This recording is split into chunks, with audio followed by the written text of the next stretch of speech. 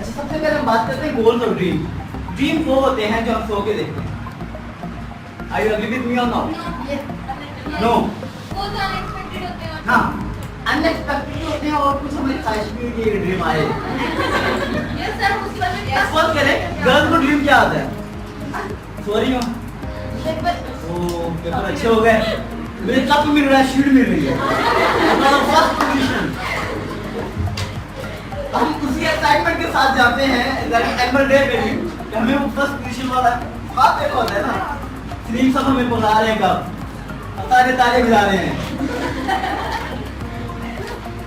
लेकिन जब एक्चुअल होता है तो वो ख्वाब क्या हो जाता है, चकना चूर हो जाता है।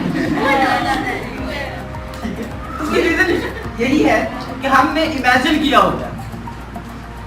ड्रीम्स आपकी इमेजिनेशंस हैं, वो मे भी सो के हों या वो मे भी जाग के हों, वो आपकी इमेजिनेशन है।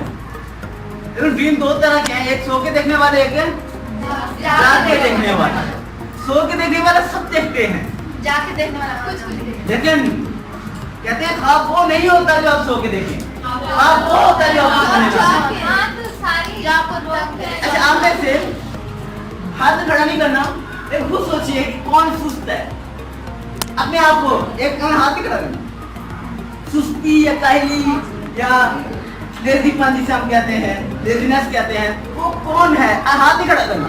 खुद अपने आप को देखें, दोस्तों को नहीं देखना कि ये है वो है, तो अपने आप को देखना है। हमारी सबसे बड़ी प्रॉब्लम में से एक प्रॉब्लम पता क्या है? नहीं, हम लोगों को देखते हैं, अपने आप को नहीं देखते। मैं कह रहा हूँ कि अपने आप को देखिए कि है या नहीं, सिर्फ सोचना अपने आप को बताना मुझे नहीं है, वो साथ वाली देखी होती है। ये सोच के मैं सोचूं ये एक प्रॉब्लम है या नहीं? तो कहते हैं लेजी, इस दुनिया में कोई इंसान लेजी नहीं होता। ये दुनिया में कोई इंसान लेजी नहीं होता। उसके गोल छोटे होते हैं जो उसको लेजी बना देते हैं, उसके हाथ छोटे होते हैं जो उसको लेजी बना देते हैं, उसका मिशन और मकसद छोटा होता है जो उसको लेजी बना देता है। खुदा गवाह है, मैंने 55 सेशन आप लोगों के साथ है, मैंने किसी से 1 रुपया भी नहीं लिया, not a single penny. Petrol भी अपना लगा के आया, मैक्सिमम एक कप चाय मिल जाता है या एक गिलास पानी का, वो भी उनकी मोहब्बत होती है, कुछ वो भी नहीं पिलाते, स्कूल वाले वो भी नहीं देते। मकसद मेरा ये है कि मैं अपनी यूथ को, अपने आने वाली नस्ल को एम्पावर करूं, उनको वो चीजें सिखाऊं जो उनको किताबें नहीं सिखा पाती, उनको माँ बाप नहीं सिखा पाते।